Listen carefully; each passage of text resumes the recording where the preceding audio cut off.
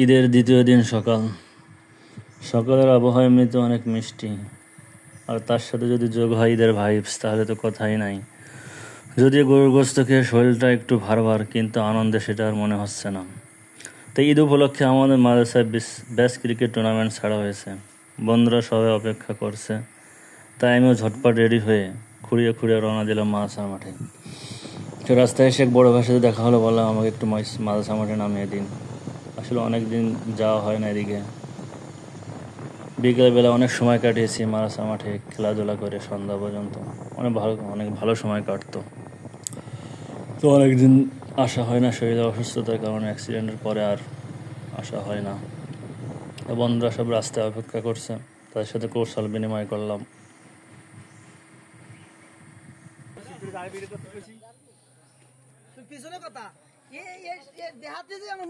বন্ধুদের সাথে একটু হাসি তামাশা করলাম, অনেকদিন পর দেখা।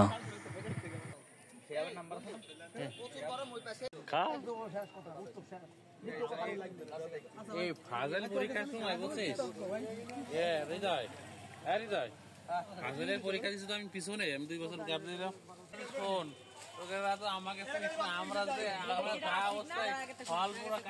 আড্ডা শেষে আমরা মাঠের দিকে রওনা দিলাম। মাঠে জুনিয়র 2 ব্যাচের ক্রিকেট ম্যাচ অনুষ্ঠিত হচ্ছে। এদিকে আমাদের সুমন কাকু আম্পায়ারের দায়িত্ব পালন করতেছে।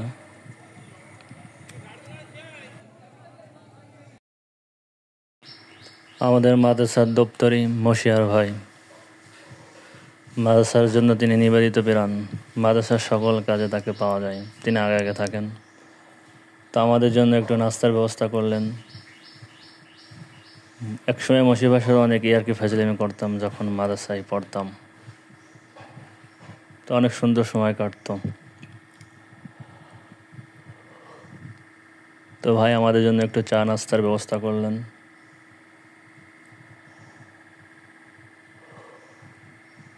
চাটা অনেক সুন্দর হয়েছিল।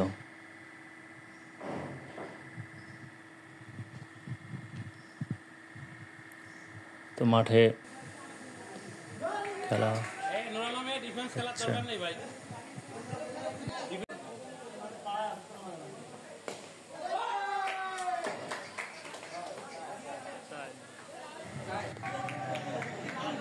আমাদের ব্যাচের আজম খান ব্যাটে নামছেন, দেখা যাক কি করে।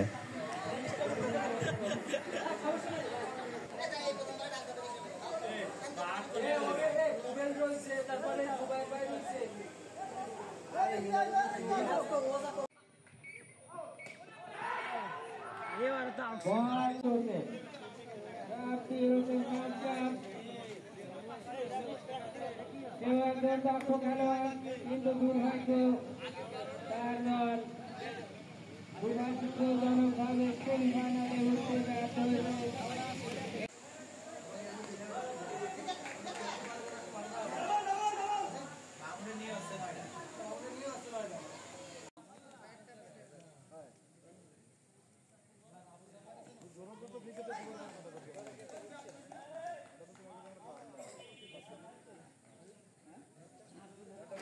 সব মিলিয়ে আজকের দিনটা অনেক সুন্দর কাটলো। ধন্যবাদ সবাইকে।